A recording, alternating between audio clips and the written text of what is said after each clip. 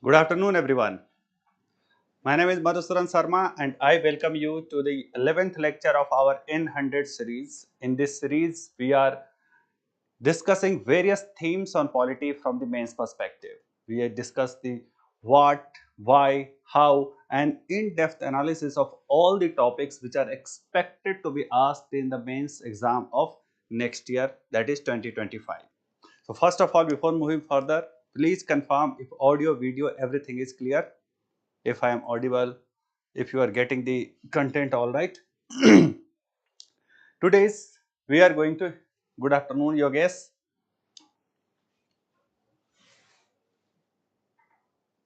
So today we are going to discuss about the legislature, or like in two classes, today's class and in tomorrow's class, I am going to tell you about the legislature.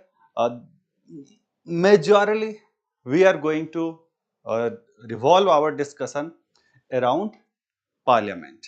Okay. In today's class, to begin with, I shall be discussing about various of the static aspect of our Parliament. In tomorrow's class, I shall be discussing about a lot many current affairs. But in today's class also, I shall be discussing about the aspect of anti-defection law in this topic itself. There are various aspects of election like representation of people act, etc., that we shall discuss separately when we shall be discussing elections and election laws. So one particular class would be dedicated to teaching of representation of people act itself. So now let's first start with parliament. So what is the structure of our parliament? Yeah, as you must be knowing, this is something which is more of a factual or static in nature. So I would expect you to give answers to me. Uh, so first and foremost thing is there is an article 79. This article says that the parliament shall consist of president plus Lok Sabha plus Rajya Sabha.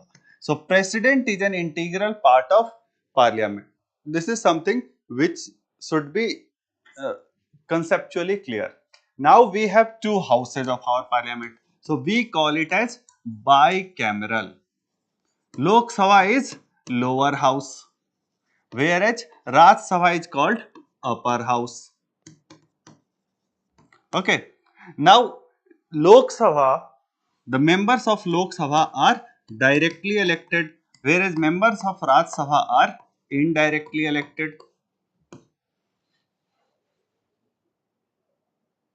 Okay. How members are elected, etc. These are the questions related to prelims. We shall not go into those details. Now, Lok Sabha has indirectly elected member as well, sorry, Rajya Sabha, as well as nominated members. Now, what is the strength? Do you remember?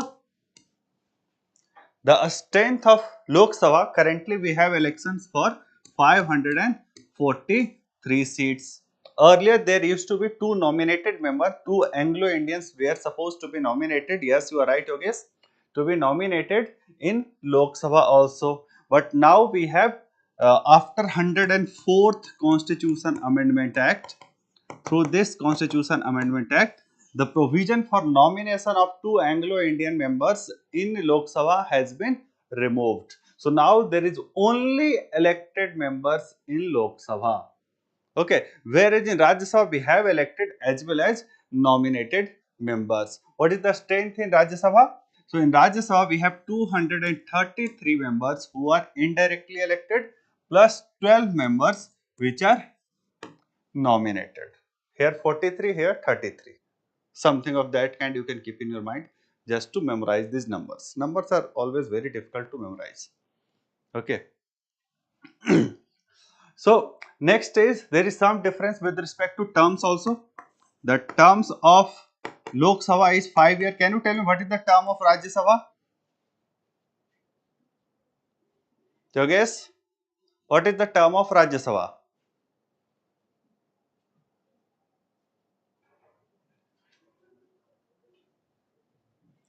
6 years. This was a tricky question. Rajya Sabha is not subject to dissolution. Rajya Sabha is a permanent house. So there is nothing called term of Rajya Sabha, whereas there is term of members of Rajya Sabha. The members in Rajya Sabha are elected or nominated for a term of 6 years. So this is the term of members of Rajya Sabha, not of Rajya Sabha.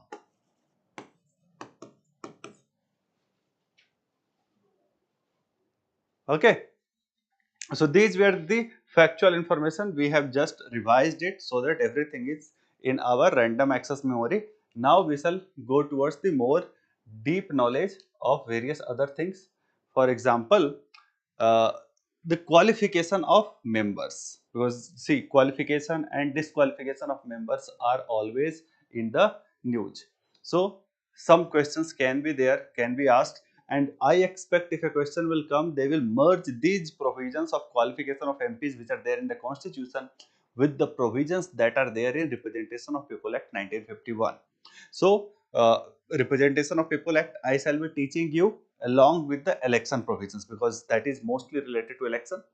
So the disqualification that I will teach over there, and the disqualification and qualification that we shall study here. When you must keep both of them in mind. A question will come, it will be a joint question. Okay. Now, the first qualification criteria is that the constitution mentions that the person should be a citizen of India.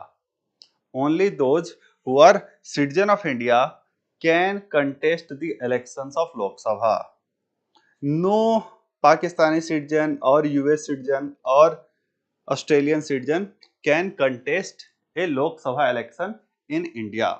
Next is there is minimum age qualification which is prescribed, which is different for Lok Sabha and Rajya Sabha. Do you know what is this minimum age prescription for Lok Sabha and Rajya Sabha? For Lok Sabha it is 25 years, whereas for Rajya Sabha it is 30 years. Yes, you are right.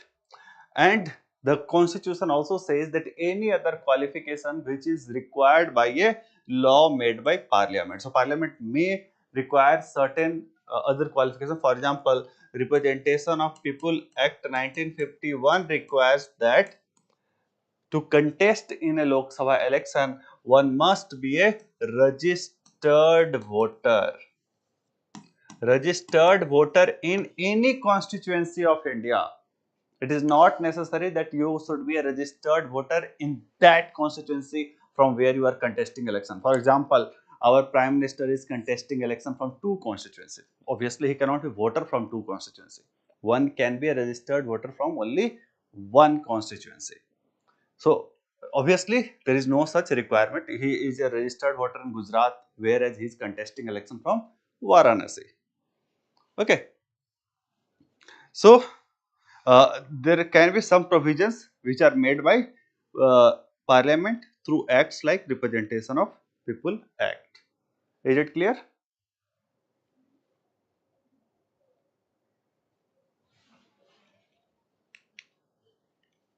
Next is disqualification for MPs. Apart from the qualification, there is disqualification which also. See, one thing is that when you are not meeting qualification criteria, you are disqualified. But Constitution mentions separately.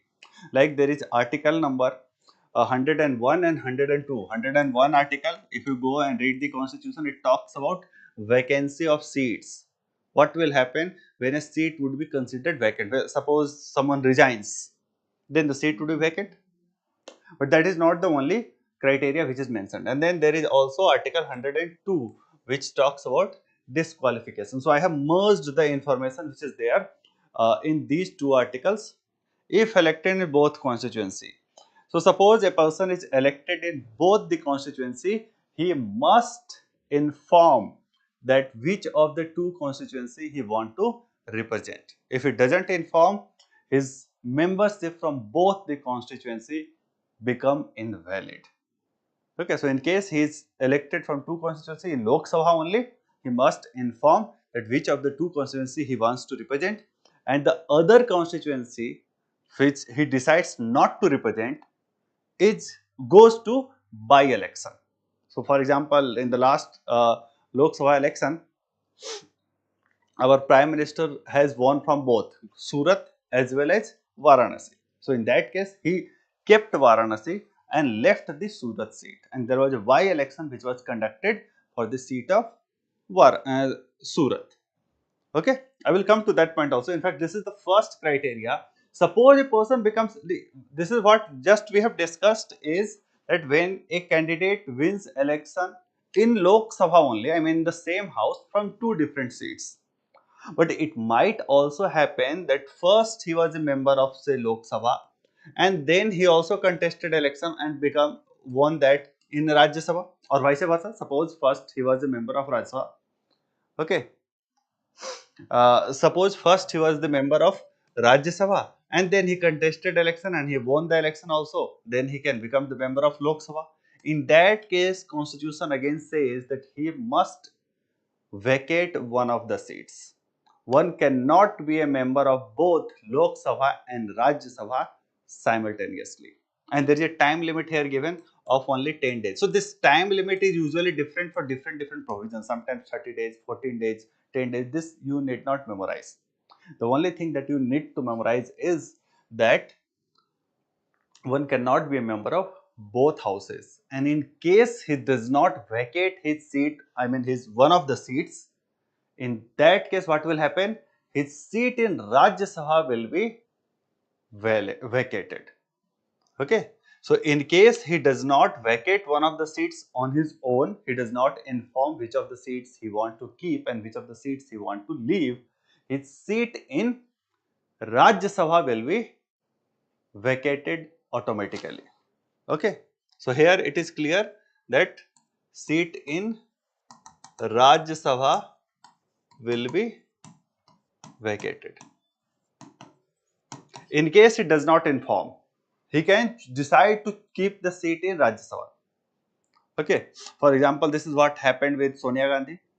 So Sonia Gandhi was already a member of Lok Sabha and then she decided that she will not contest the next election. So she went to the Rajya Sabha.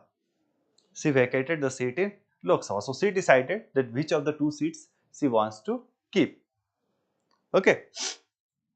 But in case she fails to communicate which of the two seats she wants to keep, in that case, the seats in Rajya Sabha would have become vacant.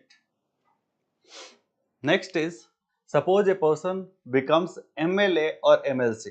He is already a member of Lok Sabha or Rajya Sabha and then he contests election of MLA and he wins that election. In each of these cases, he will get an opportunity to choose in which house he wants to represent. But in case he fails to do so, his seat in parliament will become vacant. In case he does not communicate that which of the two seats he wants to keep, then his seat in parliament will become vacant. Okay. Next is if he is absent for 60 days. Now here Yogesh has a doubt that such provisions like provisions that people can contest from two seats and then they can keep one of the seats and on the another seat there is going to be a by-election. So see, these kind of provisions have had, they have been made keeping in mind some larger goal. So suppose usually who are those leaders who contest from more than one seat? It is always the party president, the person who is in the race to become the chief minister or prime minister. The prominent leaders only. It's not that all the leaders are contesting from more than one seats. And it is done to make sure that even in the worst of scenarios, there is no problem of stability to the next government. Suppose it so happens, like in the last election it has happened, Rahul Gandhi lost election from Amethi. Suppose the Congress party would have won and they would have naturally wanted Rahul Gandhi to be prime minister. And since Rahul Gandhi would have lost election in Amethi, there would have been instability in the government formation. So to avoid any such scenario, such facility have been extended. And this is something that is not going to be misused much, because see, it will not happen that party will start contesting all its leaders from two seats. Because ultimately in the house, he would be able to keep only one seat. So if for a particular political party, many of its leaders have won from 2 seats. Even after winning seats, the party may not be able to pass the confidence motion, because in the confidence motion you can only vote once. It's not that you are representing 2 seats. You can never represent 2 seats in the house. So that's why usually only one or two uh, leaders contest from more than one seat. Most of the leaders only contest from one seat only. Okay.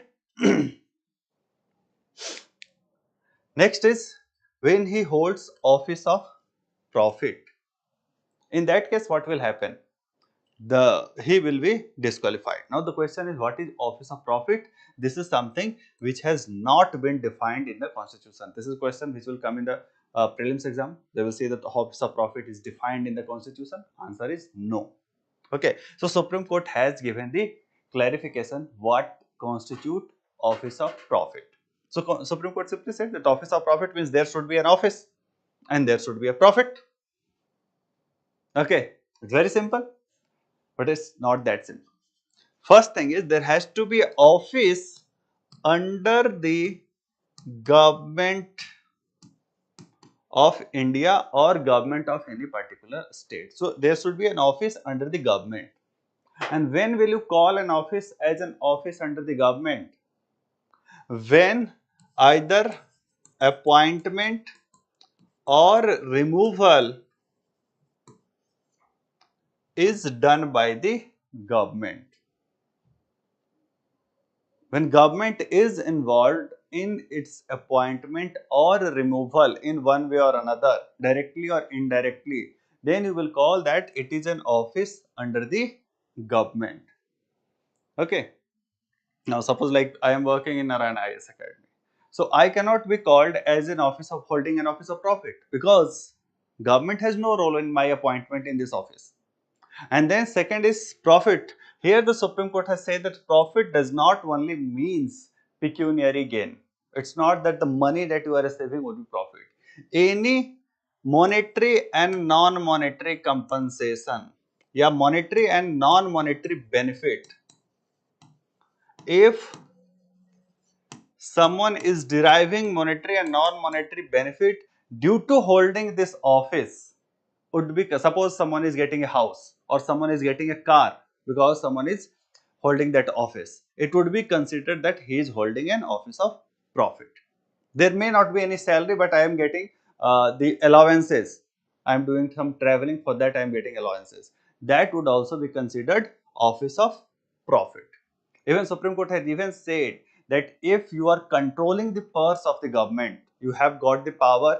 If it is in such an influential post where certain person is involved in disbursement of money, because of that influence, that person can have certain pecuniary gain, and it would also be considered an office of profit. Suppose I am made finance secretary without any salary because of my close relationship with finance minister. I am just imagining. Do not ever think that I have any such close relation. But suppose it happens, and to avoid being a office of profit, I am saying that I am not taking any salary. But being a finance secretary, I will have a lot of influence. There can be a lot of indirect gains that I can have because of that post. So in that case, it would be considered an office of profit, and I shall be disqualified from contesting a Lok Sabha election. There were a lot of if and but involved there. Next is, if a person is of unsound mind, and it has to be declared by a court of law. It's not that declared by court of law. It's not that his wife is coming and saying that he is mad. It will happen always. In the eyes of the wife, the husband is always mad. Husband is always of unsound mind. So in that case, we will not say, it has to be declared by a court of law. Okay, so that he is disqualified. Next is, he is an undischarged insolvent. means he has taken a loan which he has failed to repay. He has defaulted on a loan. In that case also he would be disqualified, because he is such a person who has, suppose a person who has taken a loan and he is not able to repay, we cannot trust him by making a good law. He will always have the pressure. He can be put under various kind of compulsions, stress, etc., and he may not be able to take this sound or rational judgment. Okay, so that's why these provisions have been made. Was it happened anytime? I mean, what you are asking, whether someone has been declared unfit because of unsound mind? Usually, I mean, it does not go to that extent. People usually resign themselves. Okay, so even if someone has become an unsound mind, I am not aware of any such scenario that has actually happened in India.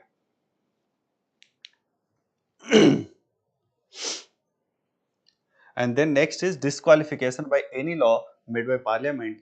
Here also the law that has made various provisions for disqualification is Representation of People Act 1951. This Representation of People Act have various provision. Like for example, one of the provision you must be aware that if certain person has been convicted for an imprisonment of 2 or more years, in that case, that person would be disqualified to become a member of parliament.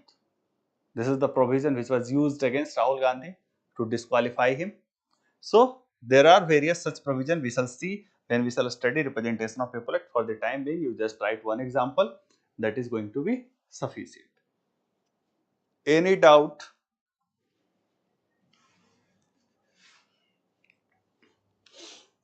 If any of the provisions you need any clarification, you may ask.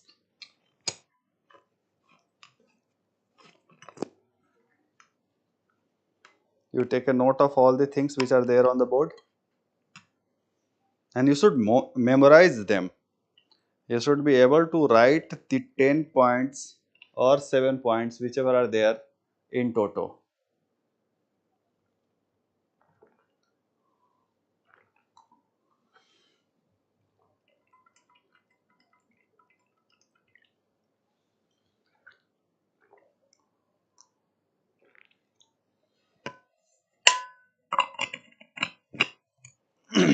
Oh, this provision 60 days absence. It is simple. Huh?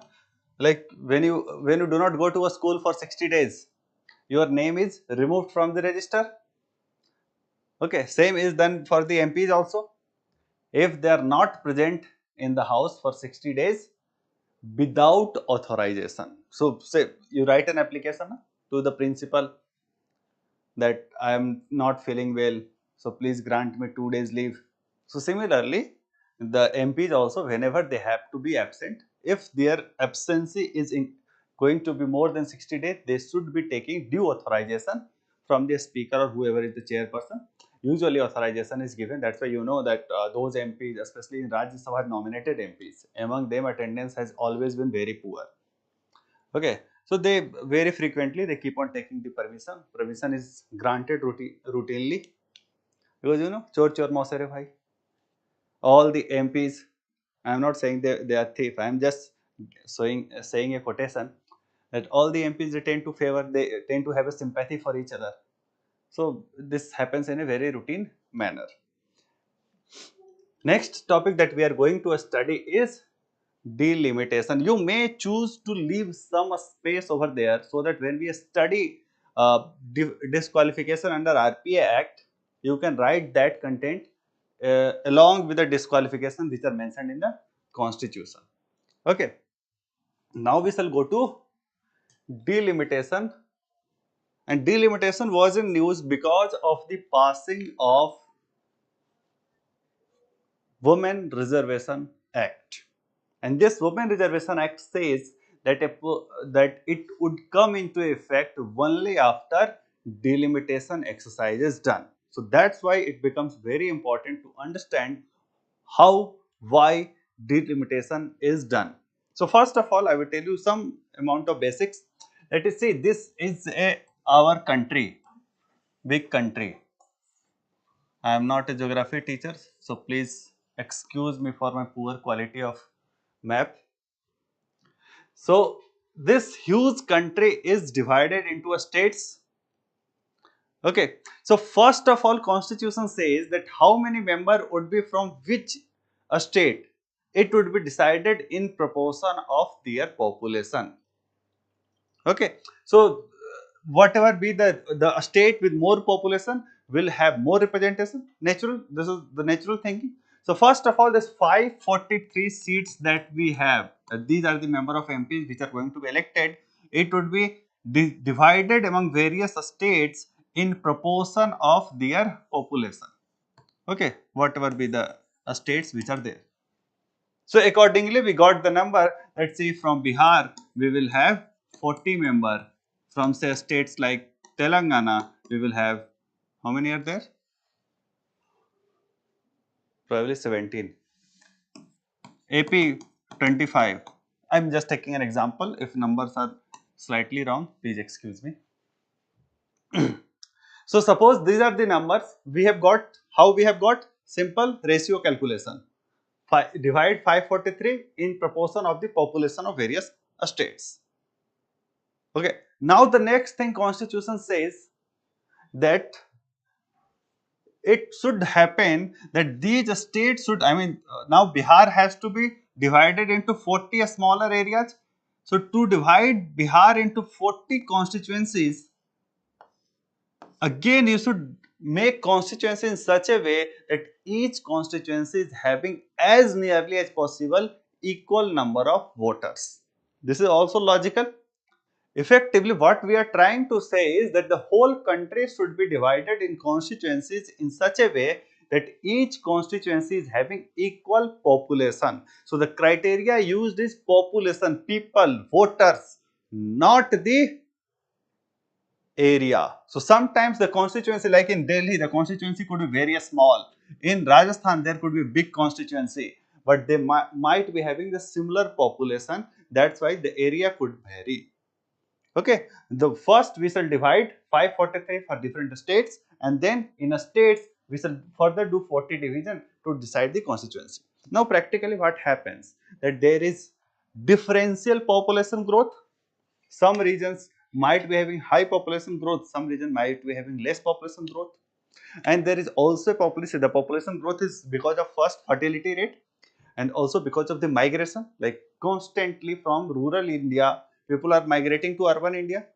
So in urban India there is going to be more population. So for that purpose our constitution made a provision that there would be readjustment after each census. So every 10 years normally we were supposed to do census, we should count the number of people, and as per the census, if some areas population has increased, those regions should elect more people. So this readjustment should be done after every census, and in this readjustment what we do, we decide the limit of these constituencies. This readjustment exercise is known as delimitation.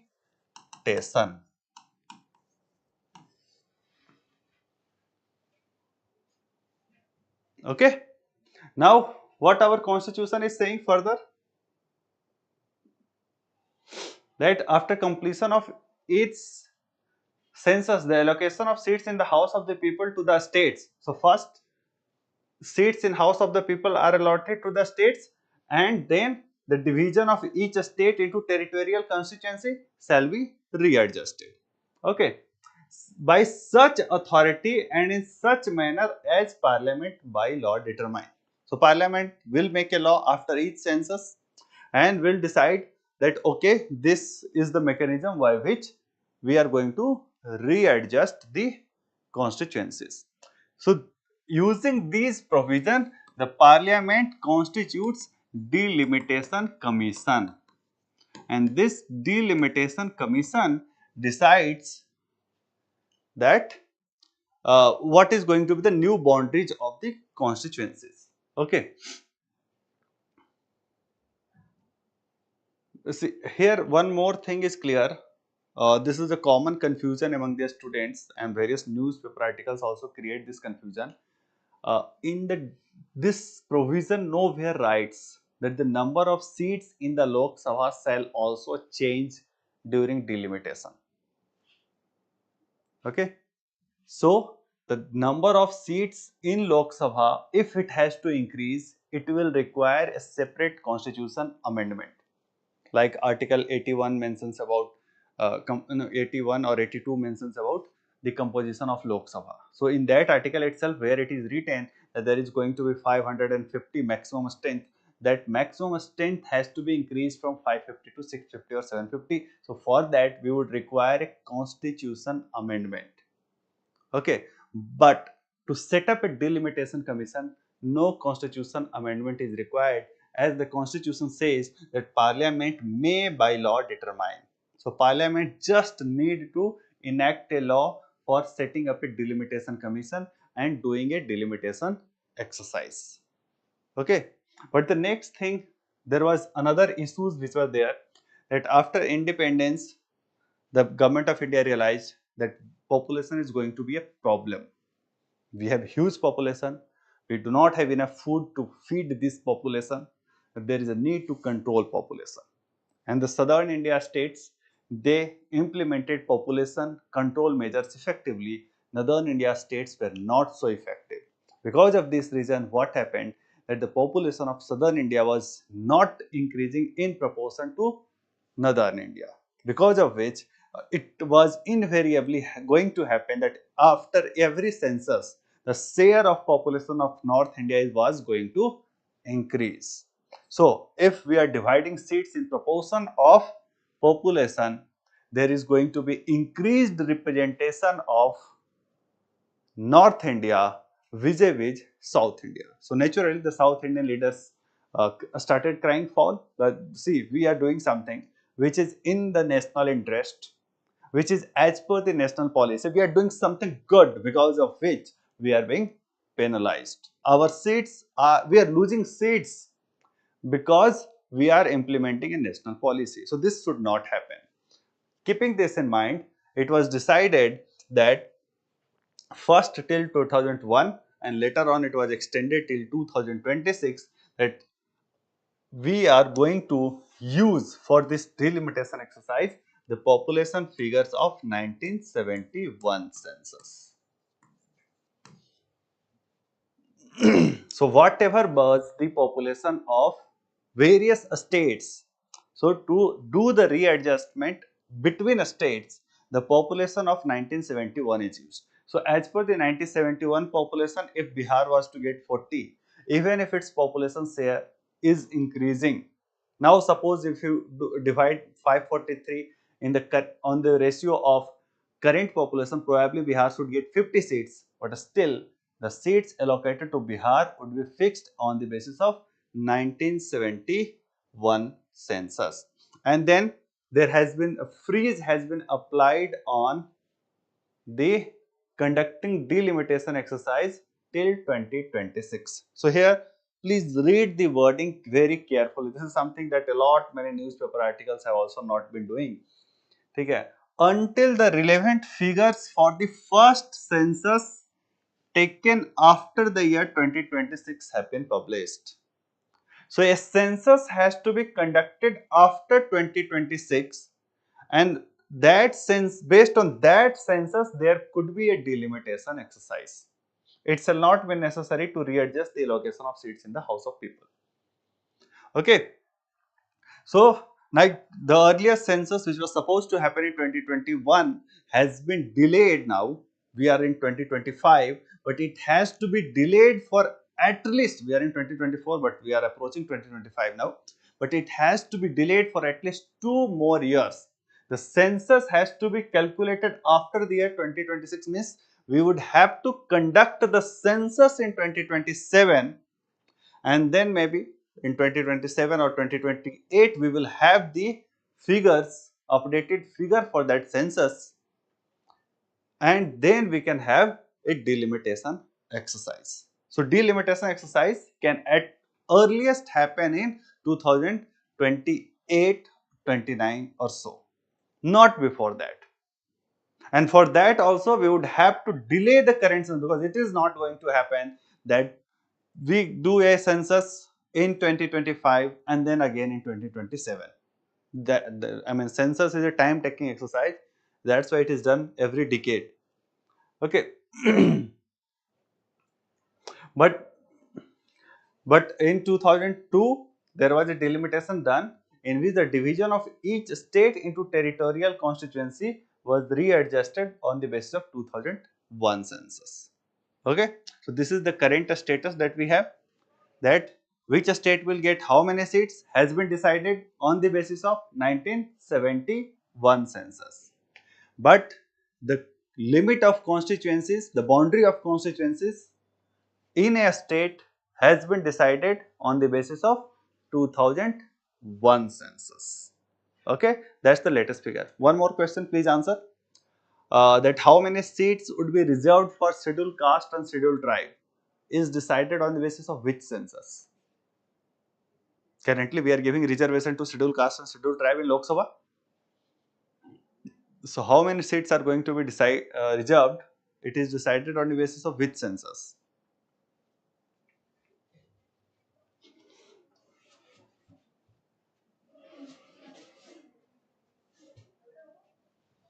It is on the basis of 2001 census.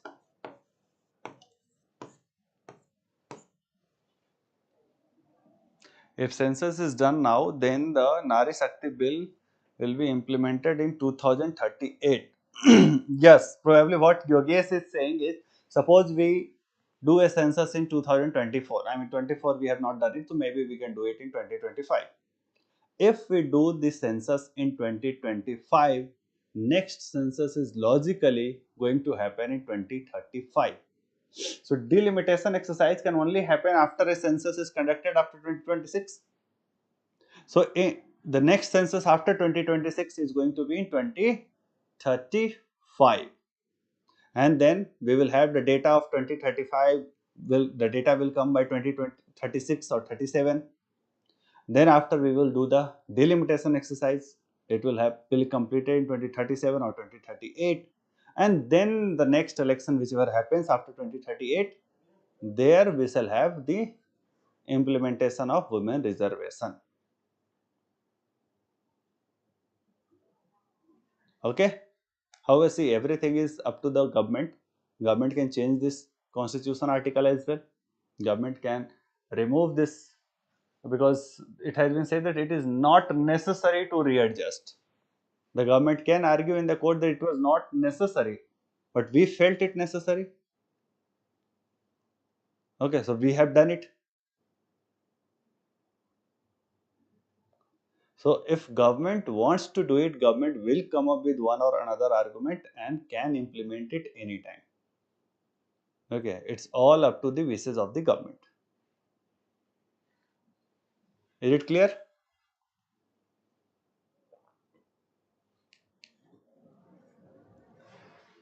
Next is other provisions related to delimitation. What are the provisions which are there?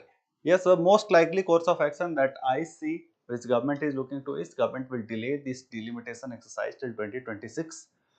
Maybe in 2026 we will have the census and the data would be released in 2027.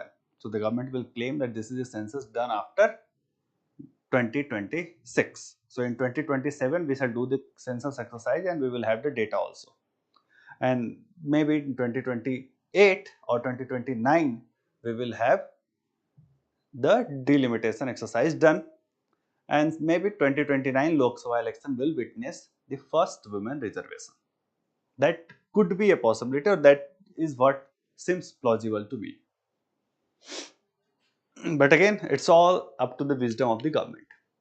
Next is, there is Article 329 which says that validity of any law relating to delimitation shall not be questioned in a court of law. So whatever be the order of delimitation commission, that you cannot challenge in a court of law. So you cannot go to the court and say that, see, they have readjusted the constituencies in such a way that my vote share has shifted to the other party's vote share. We are going to lose. No. No such petition. Whatever is the judgment of delimitation commission is going to be final.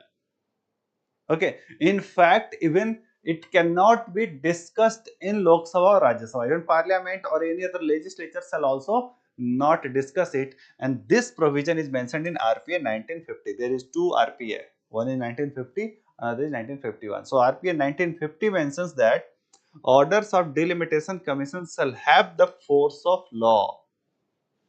What does it mean? To implement the orders of delimitation commission, there is no need of separate legislation. Since there is no need of separate legislation, the legislature can also not amend the orders of delimitation commission. So neither legislatures can amend it nor a court of law can amend it. The orders of delimitation commission is final. And it shall not be questioned. This is the repetition of this Article 329 provision only. It has been repeated in RPA 1950 as well. Is it clear or there is any doubt?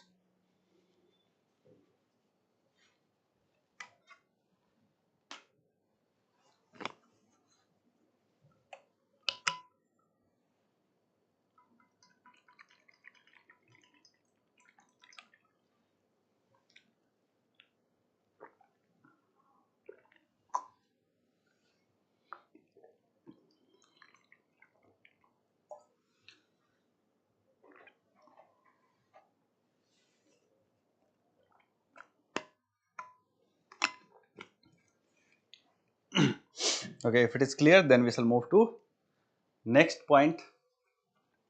Next, we are going to study the debate that happens. This is also a very common question which is asked in political science, optional, even in polity, which is about the whether Lok Sabha is more powerful or Rajya Sabha is more powerful. Which of the two houses are more powerful? Please answer it. In your opinion, which is a more powerful house, Lok Sabha or Rajya Sabha?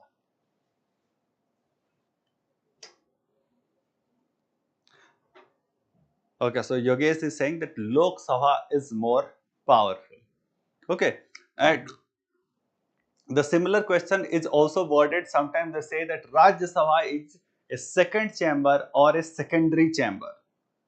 Like if something Lok Sabha is more powerful, it will automatically mean that Rajya Sabha is less powerful. Rajya Sabha is inferior to Lok Sabha. So this is a question which is very often asked. Let's see how to answer it and why this question is asked.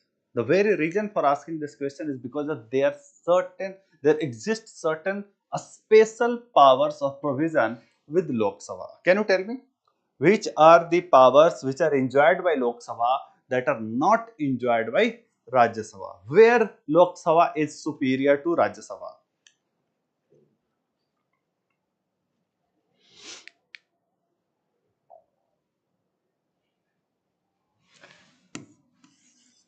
See, the first and foremost thing that we call as a special power of Lok Sabha, okay, one is not able to the money bill. But see, the most important thing is the Council of Ministers headed by Prime Minister is responsible to Lok Sabha only.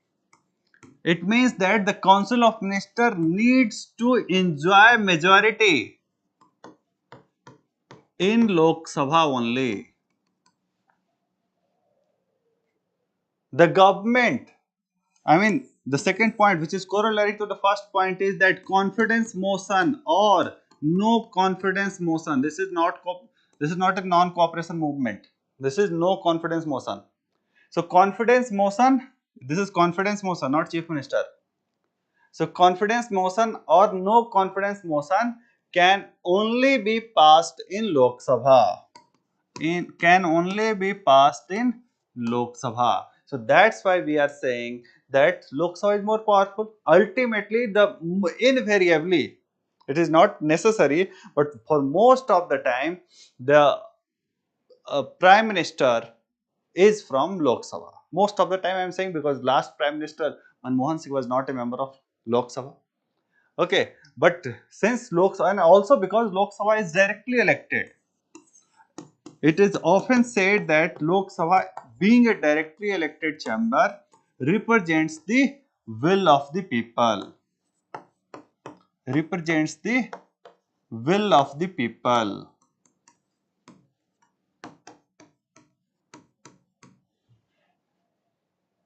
And then the point that you have said, because of this reason, in case of money bill, or you can say in general, in case of financial matters,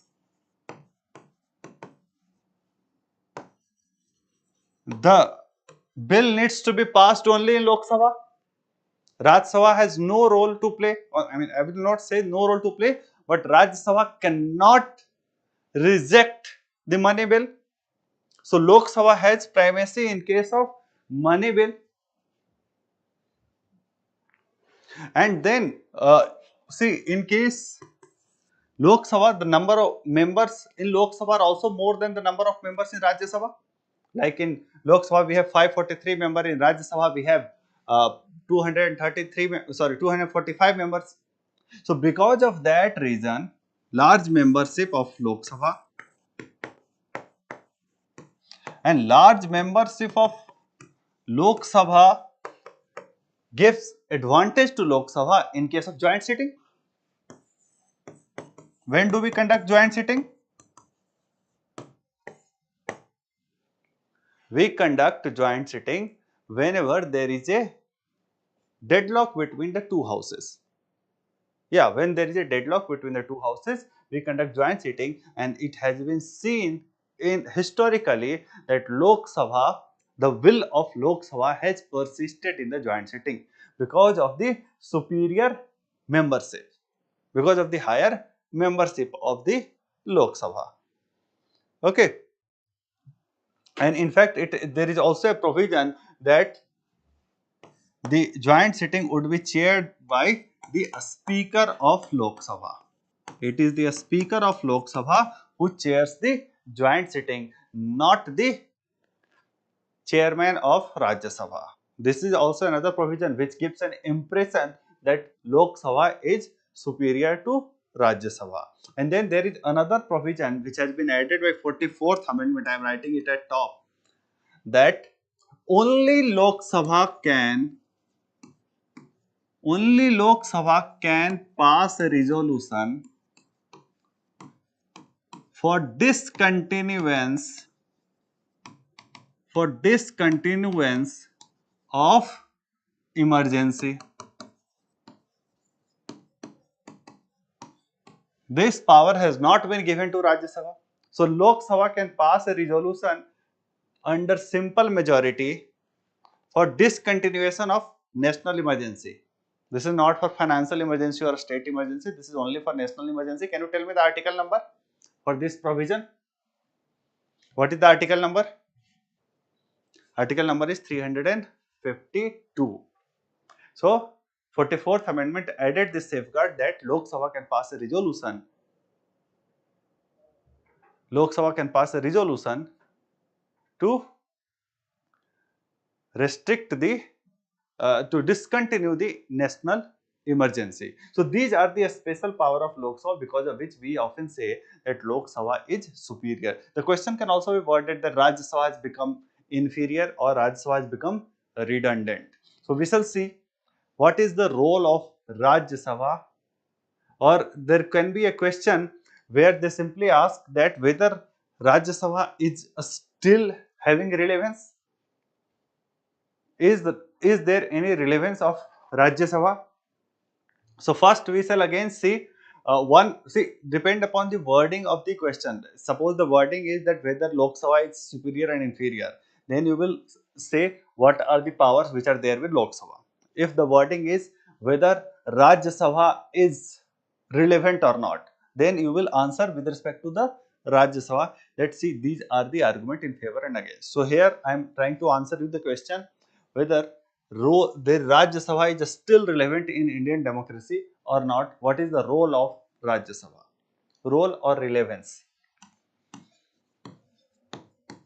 Whether Rajya Sabha is relevant or not. So why someone is raising this question? First we need to understand this, then we will counter this question as well. So someone raises this question because of the overlapping function of Rajya Sabha with Lok Sabha. ठीक है. Lok Sabha also passes a bill, Rajya Sabha also passes a bill. Lok Sabha also passes a the same resolution, like suppose you have to do the constitution amendment, you have to pass from both Lok Sabha and Rajya Sabha. Suppose you have to do say remove the judges of the Supreme Court, you have to again do the same thing in both the houses. So if you have to do the same thing, though both are doing the same function, why to have two different chambers? Okay, then especially because these are the people who are indirectly elected. So ultimately, there is a directly elected house which is doing the same function as an indirectly elected house. So that directly elected house should get supremacy. Okay, and then again it is said that even in the indirect election, those people who lose Lok Sabha election, they are given prominently, they are given ticket. Or those people who can't contest Lok Sabha election or lose Lok Sabha election. For example, earlier Finance Minister Arun Jaitley, he lost election in 2014 in the Lok Sabha election. Then he went to the, he became minister through Rajya Sabha membership. So this is what is happening there, and we have already seen the limited financial power. And again, the question is said, see, you are again defending that it is a federal chamber. Rajya Sabha name is House of a State, Council of a State, but it is not truly federal in nature either. Like we have seen in the earlier classes that the representation of all the states are not equal in Rajya Sabha. We have asymmetric federalism. So because of this, uh, states don't have equal representation. In fact, leave about the equal representation, it is not necessary that suppose a person or a member of Rajya Sabha should be a resident or voter of that particular state. Even this is not necessary. For example, Manmohan Singh is representing Assam, he belongs to Punjab. So, I mean, how come Rajya Sabha is representing the interest of states? Like, unlike in USA, where the Senate, which is their upper house, it has two members from all the states. There is equal representation. Those members necessarily belongs. They are the citizens of those particular states. They protect the interest of those states. There, no such function is performed by Rajya Sabha in India. Then obviously to run the house we have huge expenditure. Okay, so all these, there would be monetary saving, there would be time saving, all these benefit will accrue if we do not have Rajya Sabha. So question can also be worded in more extreme wording, that should we do away with the institution of Rajya Sabha. Then we shall give the argument that no, do not be so much pessimistic. There is relevance of Rajya Sabha. How? We will again give the argument. Let's see, it represents the federal character. See, the states have been given, it is all the members are elected by the state legislative assemblies. Okay, and in a federal states we need to have two different chamber. Bicameralism is the basic characteristic of a federal state. Okay, then it checks against hasty legislation. Probably this is the most important function that is performed by Rajya Sabha. There are various examples when Lok Sabha has passed a legislation in one go, whereas Rajya Sabha did not approve of it, because of which there was more debate, discussion, etc. in Rajya Sabha. Okay. Then it is a forum for enriched debate. Why? Because Rajya Sabha has nominated member who are experts in various walks of life, who are experts in art, literature, law, etc. Like ex-CJI is member of Rajya Sabha, is a nominated member of Rajya Sabha. So it can have a much enriched debate. And nowadays, even important ministers are coming from Rajya Sabha. Can you give me some example of ministers who are member of Rajya Sabha?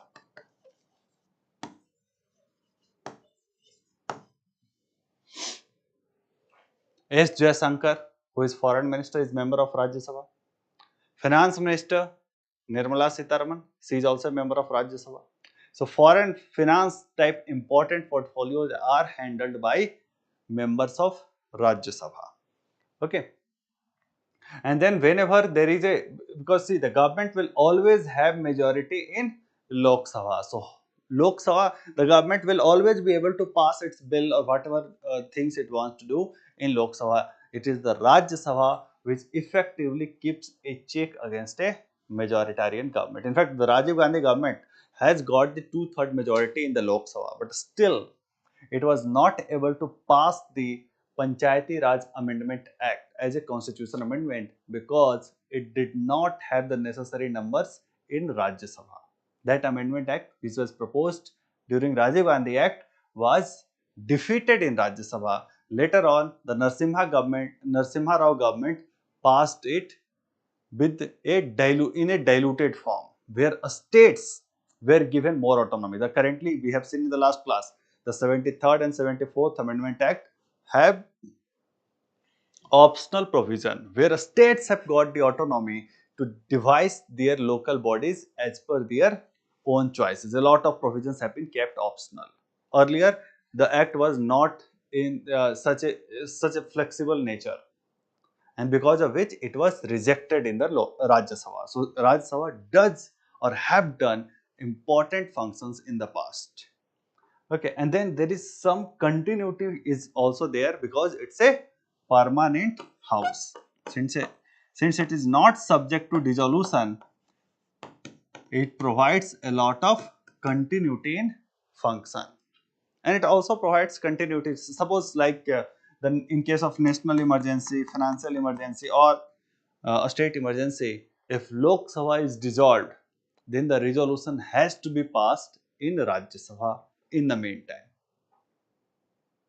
So that is another important function which is done by Rajya Sabha. Please take a note of all the points. None of these points you should miss if a question ever comes. And this used to be a very routine question earlier. Again, for quite some time it has not been asked. It can be asked any year. Let me know when you are done with it.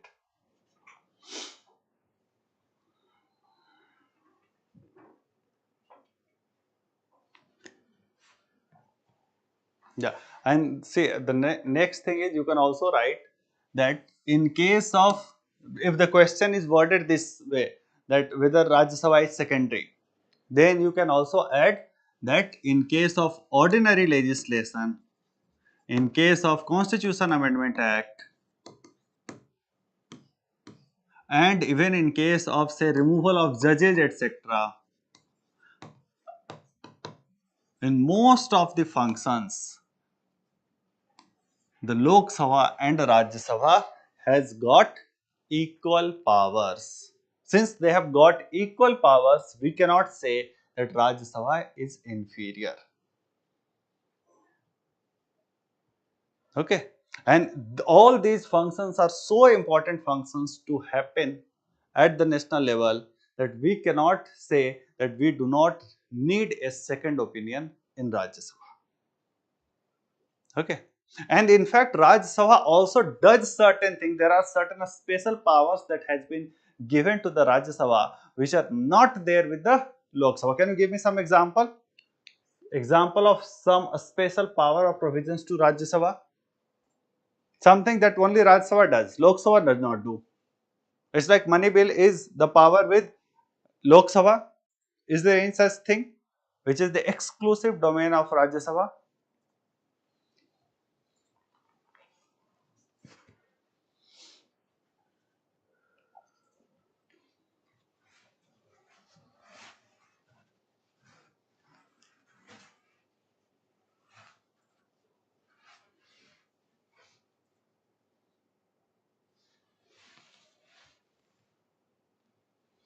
Yes, impeachment of vice president, you are right.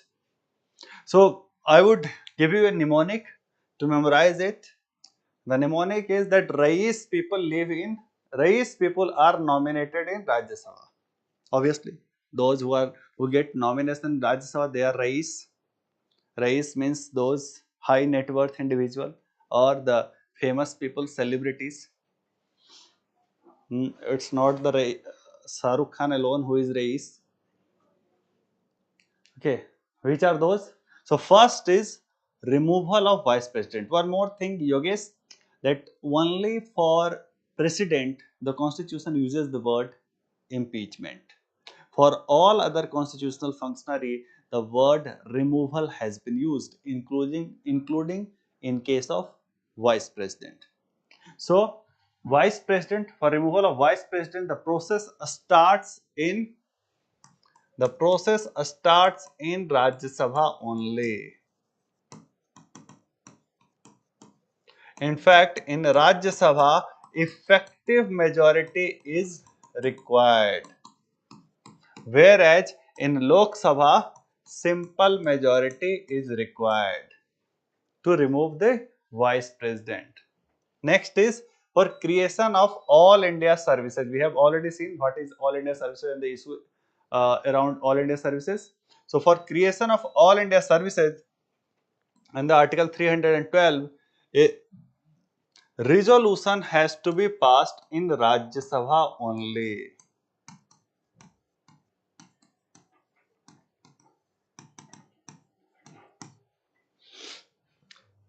Next is approval of emergency when Lok Sabha is dissolved. We have just seen it. At all these three, this is national emergency, a state emergency, financial emergency. In all these three cases, the approval is done by Rajya Sabha. Approval has to be received from Rajya Sabha in case Lok Sabha is dissolved. Then to make law on a state list under Article 249, we have also seen this, that which are those scenarios when on a state list law can be made by Parliament. One of those scenario was under Article 249 when Rajya Sabha passes a resolution. So here also the same thing, resolution has to be passed in Rajya Sabha, and in both these resolutions, like for creation of all India services and for making law on a state list, in both these cases, the resolution is passed by a special majority in Rajya Sabha. And this special majority is 2/3 of member present and voting. The second condition, that is majority of the total strength, is not applied. So there is only one condition. Where do we have that second condition? Like 2/3 of member present and voting and majority of the total strength of the house. These two conditions are applied. This is also a kind of a special majority, in which case we have that kind of a special majority.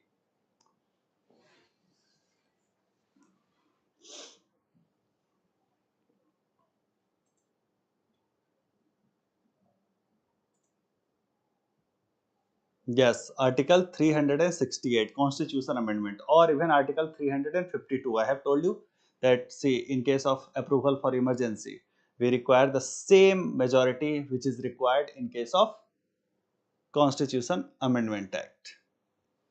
Okay. And then nominated members, they are only in case of Rajya Sabha. In Lok Sabha, we do not have any nominated members. Right? Any doubt in any of these points?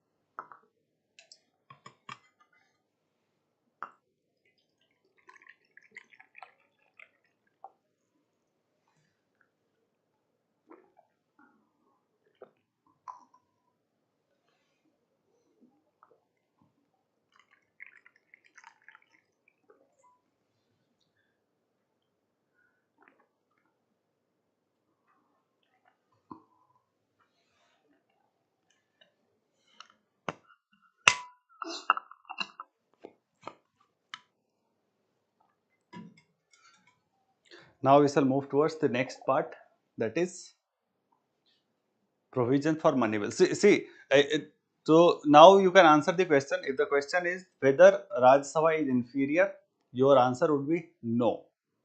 There are some provisions for which Lok Sabha has got a special power. You can mention that. There are some provisions where they have got equal power, or there is some importance of Rajya Sabha that you will mention, and then you will mention that there are some provisions where a special power lies with Rajya Sabha only. So your conclusion would be that no, Rajya Sabha has. If the question is that has Rajya Sabha become lost its relevance, answer would be no. It is relevant. If the question is whether Rajya Sabha is inferior, again your answer is no. Both have their separate importance. Something because of their different nature, there are different functions because of which certain positions they have been given important power, some power, important power with Lok Sabha, and there are some important power with Rajya Sabha. Neither of the two is inferior or superior to each other. Is it clear? The conclusion you may write. You have to say that both are equally powerful, both are equally important, neither of the two is inferior or superior. This is our conclusion.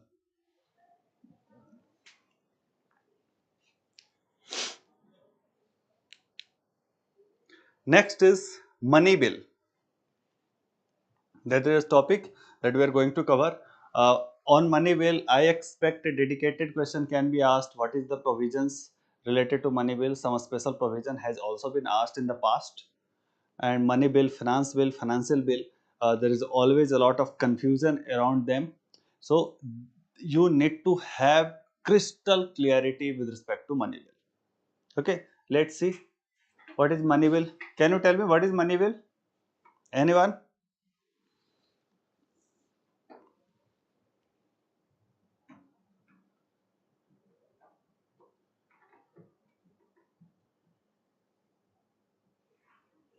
So money bill is any act of parliament or any bill introduced in the parliament which has only provisions mentioned in article 110.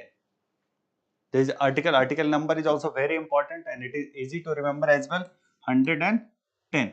So 110 defines money bill and it says that a bill shall be deemed to be a money bill if it contains only is the word which is there, only provisions dealing with all or any of the following matters. So if it has only these provisions, okay. Yes, Mr. AIOUE, sorry, AEIOU, you are correct. Uh, did you come late or you were not replying earlier? So only provisions dealing with these provisions, and this is not only about consolidated fund. See, we have three different funds. Okay, one is Consolidated Fund of India, another is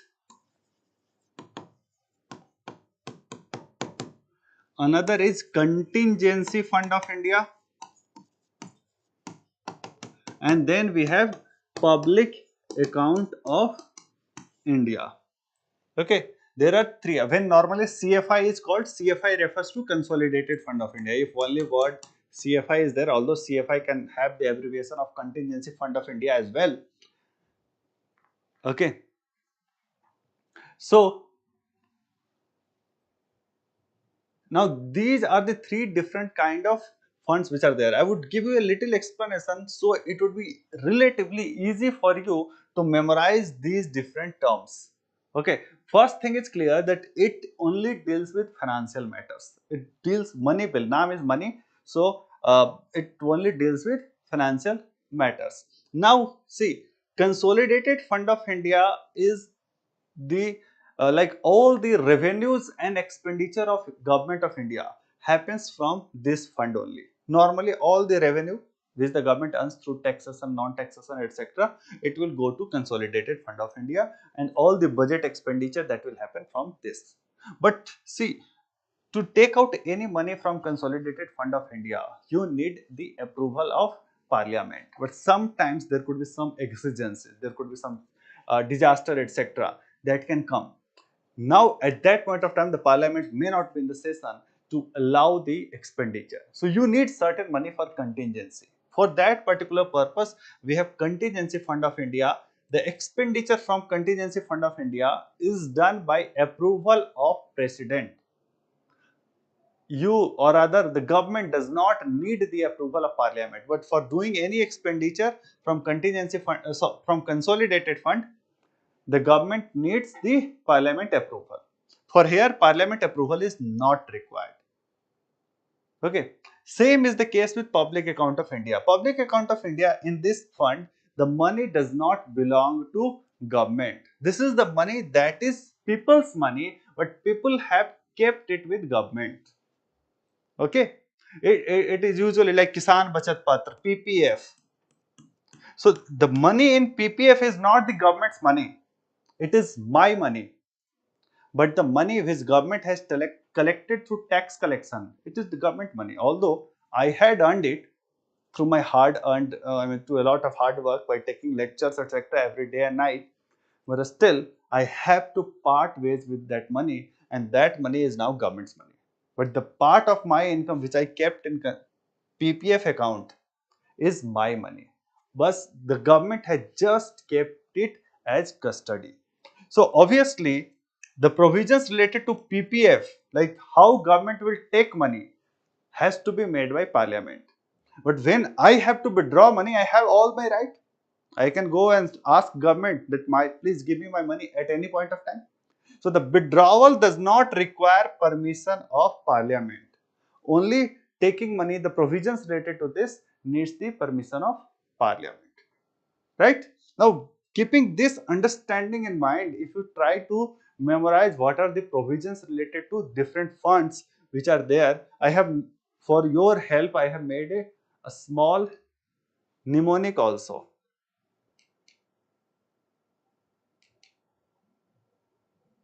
I will explain you the full form later on. First, I will explain you what is the rationale. Like first is receipt of money. First, government will receive money. Where all will government receive money? So, government will receive money in Consolidated Fund of India. The government will receive money in Public Account of India. So, to receipt of any money to Consolidated Fund of India and Public Account of India, there is a need for parliamentary approval, and that kind of bill would be called as money bill. Next is taxation related matters. If government has to levy a tax, abolish a tax, amend a tax, any changes that government has to do, it would come under money bill. Next is, to receive, one way is taxation, another way is some borrowing or giving guarantee.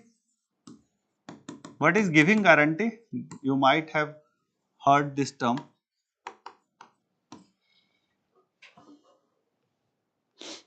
So see, one thing could happen, like I borrowed 100 rupees from the bank. I will have to repay to the bank 100 rupees. Sometimes it may also happen that my brother borrowed from the bank, and the bank will always ask for security before giving any loan. Suppose you do not buy, like suppose you take a home loan, then your home, the papers of your home are kept with the government, kept with the bank. In case you fail to repay your loan, the bank will sell your home and recover his money. So sometimes my brother might not have any property to show that from where he can repay it. In that case, the bank will not give him loan.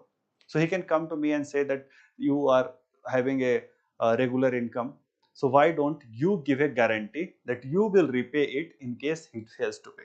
So I will go and give a guarantee to the bank that I will repay it in case my brother does not pay it. Similarly, government also does it, usually for its PSUs. When PSUs do not have enough asset of their own, but they need working capital loan or some other loan, in that case what PSUs does, it goes to the government. It's like parent government, if it's a state government PSU to a state government or central government, and the central government gives guarantee for the PSU that if this company, this PSU like IOCL does not pay the loan, then the government of India will pay the loan. This is called government guarantee. This is different from nominee. Nominee is when you have to receive the money. It's always a good uh, choice to be a nominee. Suppose I am a nominee of my brother and something untoward incidents happen to my brother. Then whatever be the money in his bank account will come to my account. The money would be given to me. That's nominee. That in his place I will take the money. Nominee is on the receiving end. Okay. Whereas guarantee is the word used when you have to repay it. When my brother does not repay it, then I will repay it. Okay. So that's why there is a small difference between the two terms, nominee and guarantor. This is called guarantor.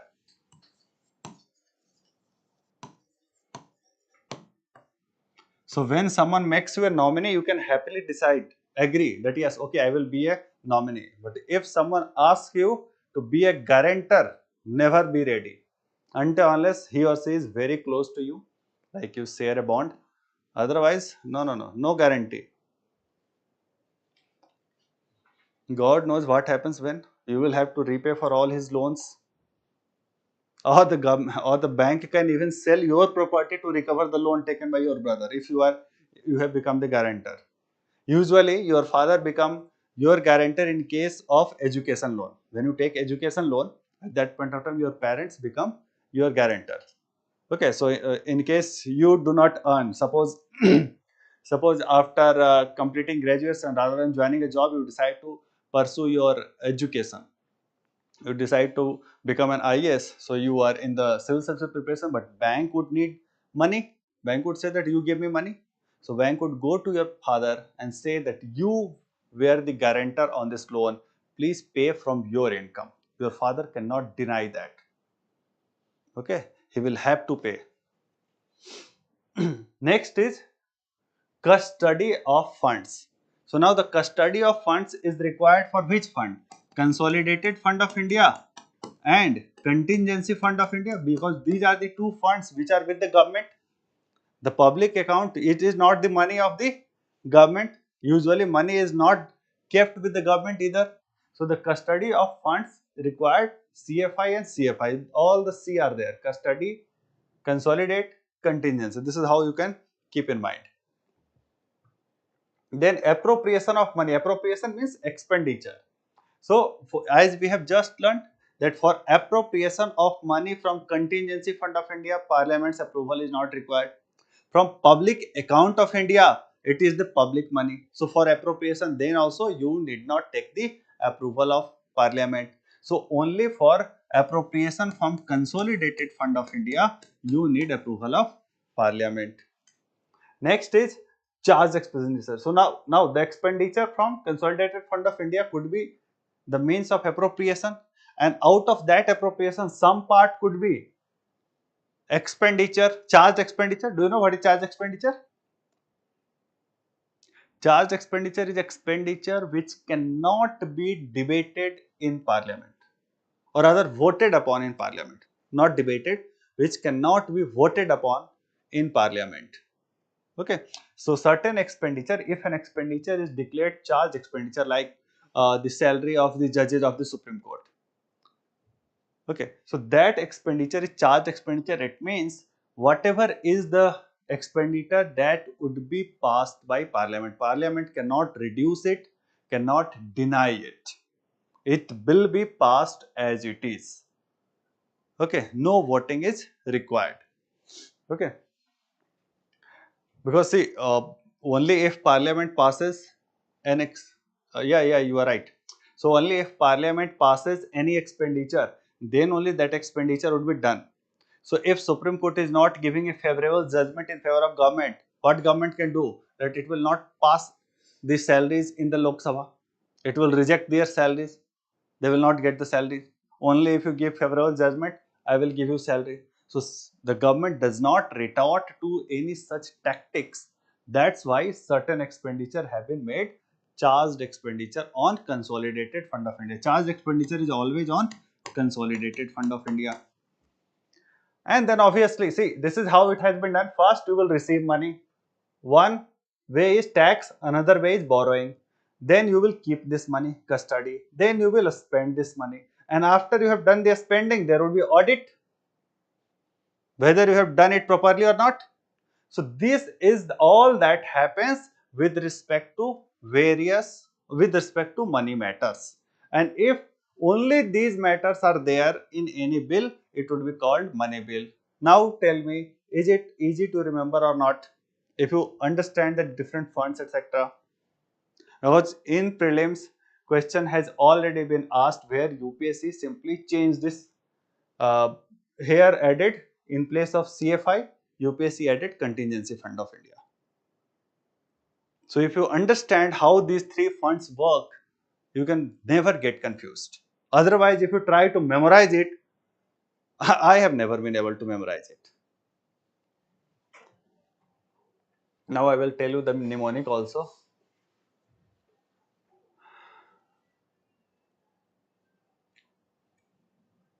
So Rahul Gandhi got tax break. So he shouted CA, CA.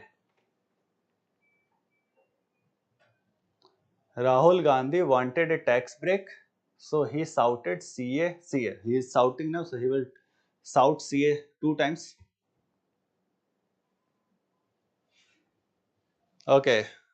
AEIU, I will very briefly answer your question. How Aadhaar bill was a money bill? Because a speaker said so. A speaker need not give any argument. The only argument was a speaker certified it. Since a speaker certified it, or rather their argument was this: to implement the Aadhaar, the government had to do expenditure from Consolidated Fund of India. And second, the purpose of Aadhaar is to regulate the expenditure from Consolidated Fund of India. Okay, they said that first, to implement the Aadhaar, you will need appropriation of money from Consolidated Fund of India. And second is, the very purpose of Aadhaar is to reduce or to control the misappropriation of funds, to reduce corruption, and it dealt with the appropriation of money from Consolidated Fund of India. So this was the argument given, although this is a very flawed argument. Okay, I am never convinced, probably no one is convinced except Supreme Court that this is the argument. These are the rare instances where I would say that you may decide to write something against the judgment of the Supreme Court. And Supreme Court simply relied on the fact, there is one thing, who decides whether a bill is money bill or not? The answer is a speaker of Lok Sabha. He certifies that a bill is money bill, and in case the speaker certifies it, his decision is final. And constitution says that it would not be questioned in a court of law, whether the whatever be the decision taken by the speaker of Lok Sabha, it shall not be questioned in a court of law. So that's based on that provision of our constitution. The Supreme Court said that we cannot decide whether a speaker decision was right or wrong, or the merit of the speaker decision we cannot go on, and procedurally there is no lapse in it. Okay, maybe because Supreme Court has decided to reopen this matter, it is being heard again by a constitutional bench. So maybe the new constitutional bench can have a different opinion, but as of now, this is the opinion that has been taken. I mean, this is not the only matter which is exceptional. Like, they have also amended various composition of tribunals, etc., and various regulatory bodies, their composition, authority, etc., has been changed using money bill. So both these cases have been uh, challenged in Supreme Court again, that they are not money bill as per the definition of money bill under Article 110. But the problem lies only because the constitution says the decision of a speaker would be final. Clear?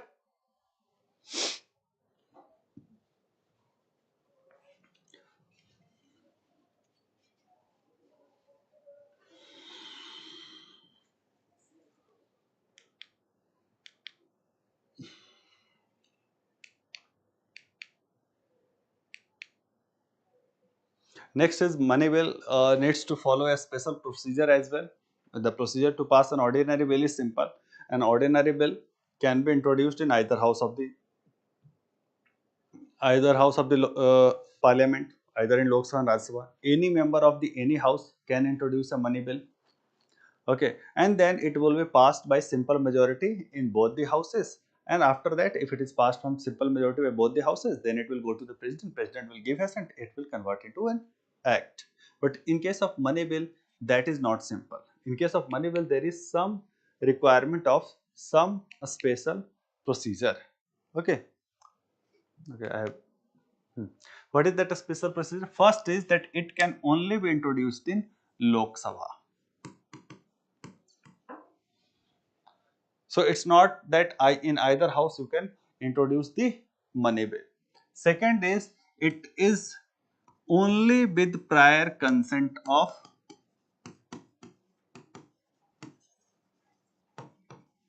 president. That is, only the ministers of the government can present a money bill. Not any member, like it cannot be a private member bill. It can't be a private member bill.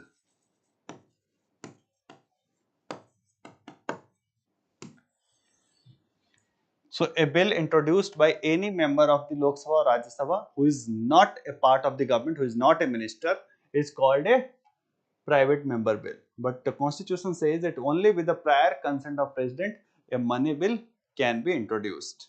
After introduction of Lok Sabha, a speaker certifies the money bill. So a speaker will give the certificate that it's a money bill. Then it will go to the Rajya Sabha.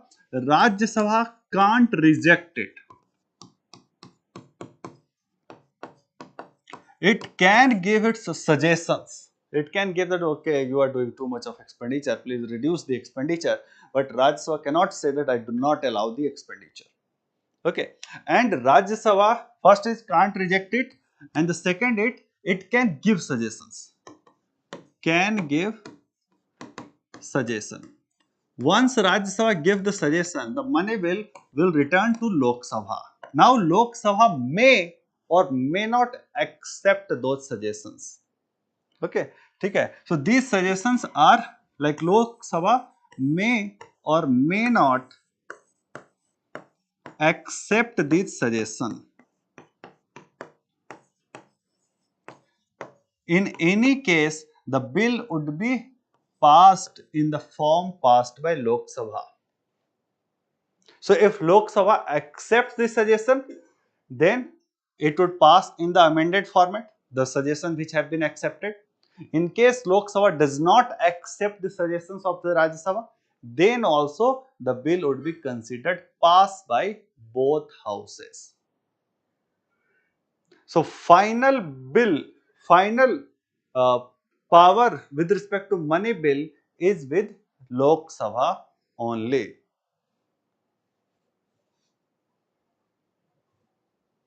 Okay. In fact, Rajya Sabha does not even have the kind of pocket veto. Because even if like Rajya Sabha can't reject it, so Rajya Sabha can't decide that okay, we will not take any decision. That's also not the power with the Rajya Sabha. If Rajya Sabha has to take a decision within 14 days.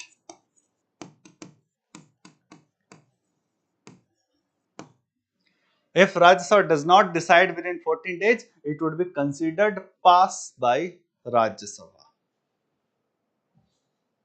So if it first it can't reject, it has to take a decision within 14 days, and this decision can only be in the form of suggestion. If it gives suggestion, Lok Sabha may or may not accept it. Ultimately, the form in which Lok Sabha finally passes the bill would be considered passed by both the houses of parliament. Is it clear or there is any doubt? Then after it is passed by Lok Sabha and Rajya Sabha, then it will reach to President. Now, President doesn't enjoy suspensive veto. No suspensive. What is suspensive veto?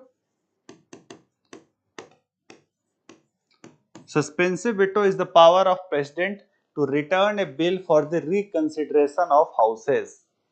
So in case of money bill, president can't send it for reconsideration.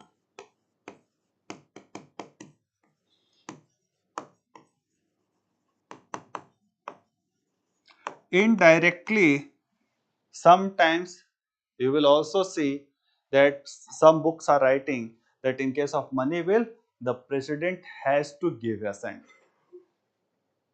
Okay. So, like constitution only says that in case of money bill, the president can't send it back to the parliament for reconsideration. Indirectly, it means that the president has to give assent. Okay. Although the pocket veto is always there, even like there is no clarity that whether president can withhold assent or not.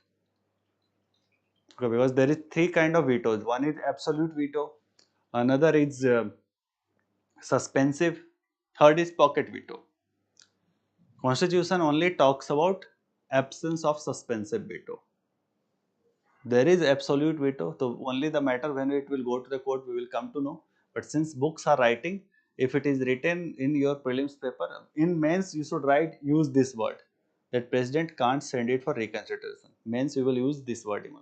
In prelims the question comes, then you will consider it right when someone writes that president cannot exercise veto. Yes, it is right. On money bill there is no veto.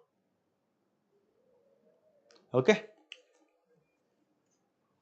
because some books are writing. If prior approval has to be taken, yes, you are right, but sometimes it so happens no, that president can change his mind later on, and prior you have given approval, but see, suppose president has given approval for xyz provision, but when it went to the Lok Sabha changed it to z plus, or something has been added based on the recommendation of Rajya Sabha. Maybe president may not be happy now. President can think that okay, I will not do it. Or more often it's like when it is introduced with the prior consent of the president, it is usually on the recommendation of cabinet. Whereas when it reaches to the president for the veto power, it is the discretionary power of the president. The president may not act as per the advice of Council of Ministers. Theoretically, I am talking practically, like there has been only 3 instances in the history of India where president has used veto power. Okay, so president does not use veto power very often. Like last president did not use even once. Not all the president have used veto power in throughout his career. So as such, it never gets vetoed. But we are talking about the constitutional provisions. Next we shall see what are the special provision for financial bill. Okay, money bill and there is another financial bill. So in case of financial bill, yes, president can use absolute veto for normal bill. It has been used once.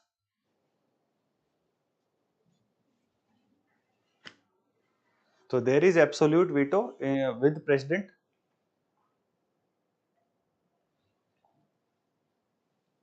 We will teach. We will see the veto provision of the president as well in the chapter of executive. No, no, no. Finance bill and financial bill are not the same thing. I will come. That is the agenda of today's class. That is the last item of consideration. Okay. Financial bill as such, if we go strictly by the definition or other theoretical definition, we will see the financial bill is any bill that deals with the financial matters. Okay. So if it is exclusively having financial matter as mentioned in article number 110, we will call it as money bill. But sometimes it may happen that see it has some provision of financial matter and it also has some other provision. Like strictly speaking, Aadhaar bill should have been put under financial bill 1 category because it was having provisions related to appropriation of money out of consolidated fund of India, but it was also a kind of identity card which is being made for every resident of our country. It has various provisions which does not have only only is the word mentioned in Article 110. Only repercussion that is on Consolidated Fund of India. Okay, so Financial Bill 1 is it has provision of money bill plus provision of ordinary bill. That is called financial bill of first category. Since it has provision for both the bill, it is governed, the rules to govern financial bill 1 is also borrowed something from money bill, something from normal financial bill. For example, financial bill 1 can be introduced only in Lok Sabha. Can be introduced in Lok Sabha only with prior consent of President. So these provisions which were there with money bill, the same will apply on financial bill 1 also. But once it is introduced in the Lok Sabha with prior consent of President, then it is governed like an ordinary bill. Like after this it is a ordinary bill. Like in this case, Rajya Sabha has got equal power with respect to Lok Sabha. It has to be, it can be rejected by Rajya Sabha. It has to be passed in Rajya Sabha with simple majority. And not only this, even President has got veto power. President can send it for reconsideration.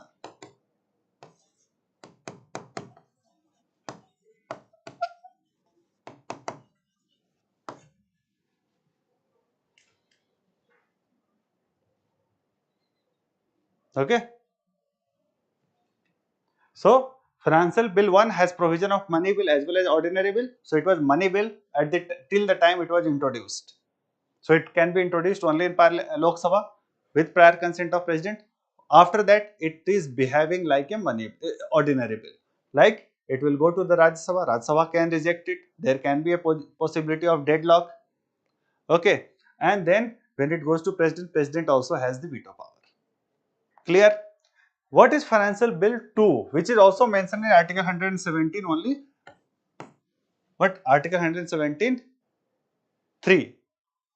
Now this says that if a bill involves expenditure out of Consolidated Fund of India, if it involves expenditure from Consolidated Fund of India, it, it can't be passed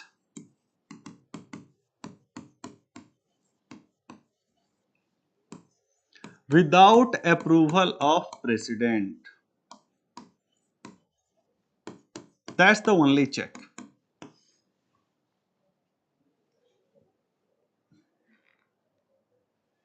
Or rather recommendation of President. It's one and the same thing.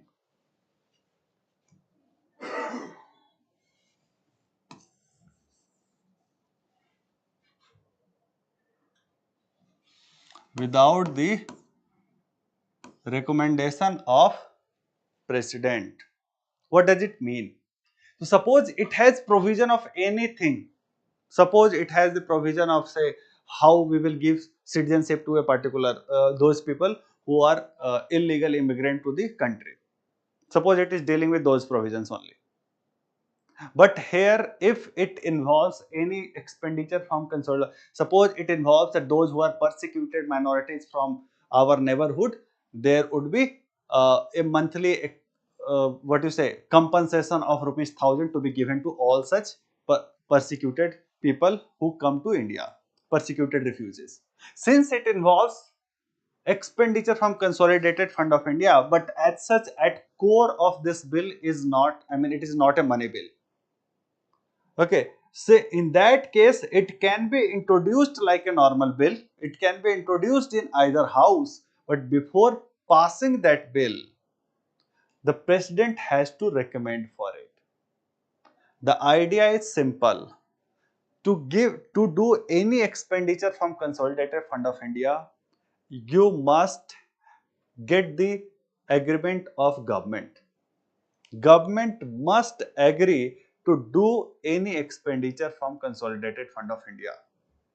So in these two cases, there was a prior approval of president, whereas in third case, the the recommendation of president should come before that bill is passed by that house.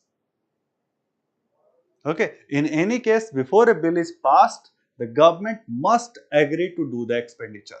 That's all. After that, everything is normal. The bill will go to the both houses. It has to be passed by both houses. Then it will go to the president. President can use any kind of veto that he wants. Everything is simple. Okay, is there any doubt? Please ask, because this is something which a lot of their students have confusion. If you are watching this lecture in recorded format, if you have any doubt, you must mention in the comment section or mention all clear, sir.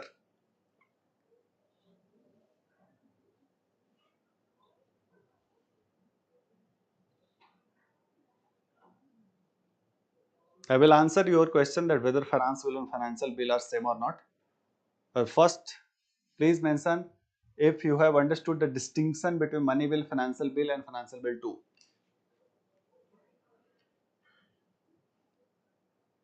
I have not mentioned financial bill 3. Okay, I will tell you again. Financial bill 2, which is mentioned in article 107.3, it says that there is a bill which has a lot many other provisions, but also has the provision that involves expenditure from Consolidated Fund of India. I have given you an example that the bill probably relates with how government is going to treat with the refugees who come to India. Okay. So in that case, what will happen that before you pass it from Lok Sabha or Rajya Sabha, you must get the recommendation of president. So it can be introduced in any house like an ordinary bill. Okay, but before that house voted upon it, it must get the approval of recommendation of president. Recommendation of president means the recommendation of government.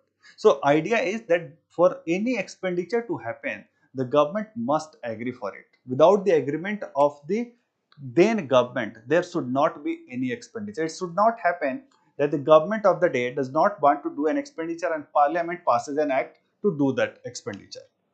Okay, so the government should have complete control on budget. This is how our parliamentary democracy is tuned. Yes, yes, it can be introduced by a private member also. It can be introduced in either house. Okay.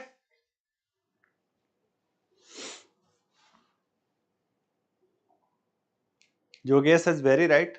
It is like ordinary bill, just it consisted expenditure from Consolidated Fund of India, and that's why it requires recommendation of president before it is passed, not before it is introduced. Okay, very quickly I will tell you about the budget, how budget is passed. This is the last topic that we are going to take today's. What are the stages of passing of budget? So the stages, which different stages. First is budget, the presentation of budget. It is usually presented in a joint session of both houses. So this involves the a speech of finance minister. But the constitution says, the article 112 says that there is going to be a annual financial statement. It does not use the word budget. An annual financial statement shall be presented by president. So on behalf of president, it is the finance minister. So neither finance minister nor the word budget is mentioned in the constitution. On behalf of president, finance minister does the presentation of budget. Then there happens a general discussion, and then the budget is referred to the departmental standing committee. This committee does the debate etc. on that matter. Okay, and this is the time when parliament goes to recess. So after presentation of budget, the parliament goes to recess, and various committees of parliament, departmentally related standing committee, they goes into the details of the budget. Okay, then there is voting on demand for guards. So how budget, in budget for every department, there is a demand for grant that is made. Every department demand for grant is simply, it's not grant in the traditional sense. Like every department, say a Ministry of Finance has 5 departments. So all of these departments will say that we need this much of money to do this much of expenditure. Okay, so there is a demand for grant. So for every department, there is a separate demand for grant. Usually in this year budget, there are approximately 100 demand for grant. Okay, so there would be voting. Ideally, there should be voting on each demand of grant. After voting on each demand of grant is done, okay, then they are clubbed together as a appropriation bill, and this appropriation bill is passed. So Parliament will pass everything as a bill. Okay, so this appropriation bill means it has all demands for grant. So it is like it deals with expenditure portion of budget. But in budget we have expenditure as well as income. The government, I mean, after budget you must see where is 1 rupee going and where is 1 rupee coming. You see various head that we shall see in economic topics, that where is 1 rupee coming, where is 1 rupee going. So where is 1 rupee going is in expenditure portion, but where is 1 rupee coming, that is passed as a finance bill. Here the term that is used is finance, not financial. So financial bill is a type of like bill which have financial matters. It could be money bill, it could be financial bill 1, it could be financial bill 2. Or a strictly sense you may say that financial bill 1 and financial bill 2 are 2 types of financial bill. Okay, because constitution mentions the word financial bill 1 and financial bill 2 for those 2 type of financial bills.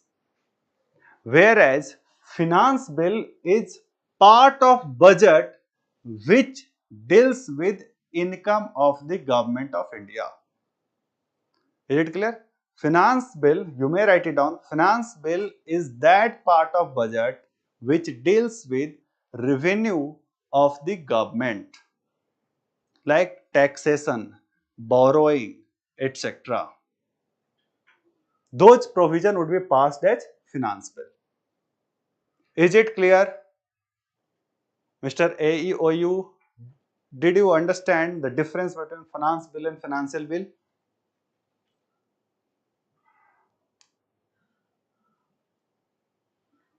Okay, then the rest of the matter is very simple. There is a vote on account and there is difference between interim budget. I am running short of time, so I will very quickly tell you. In case you have any doubt, we will also discuss it in the next class. See, vote on account is like the budget is passed. Budget is presented in the month of, say, normally it was presented in the month of March. Sorry, 20th February was the date on which budget was presented, and after that there is a month of March, and then in April the new financial year used to start. But the whole process of budget is not completed in this 1 month period, usually 2 to 3 months time taken. So in this interim period, government needs money to run its business. So the money that the government is given for running the business till the time budget is passed is called vote on account. So it only deals with expenditure till budget is passed. Once budget is passed, then the budget provision takes control of all the things, and then vote of account is there. It is like temporary provision, okay, till that time. Whereas interim budget is passed when government may not last for whole financial year. So like in election year, what happens that the government is sure that, see, in the month of May there is going to be election. So whatever budget that we are presenting in February, ultimately after in the month of June there is going to be a new government, and new government will present its new budget. So for the interim period, the government is presenting a budget that is called interim budget. Okay. So more details about this, I will start the next class from this only. Tomorrow's class also I am going to deal with the legislature only. If you have any doubt, we can deal with the next class. And in case you have liked this session, do press the like button. Do mention your comments if you have any doubts, or if you have liked the video, do put your words of appreciation also. It would boost my morale and confidence. It will help. It will energize me to bring about more such lectures. Possibly the lecture on economy will also continue. Okay. There is a doubt, finance bill is always associated with budget. Yes, you are right. It is always associated with budget only. Okay. So goodbye. Take care. See you on Monday, because today is Friday. We do not have class on Saturday. We will have our next class on Monday, 2 p.m. Take care.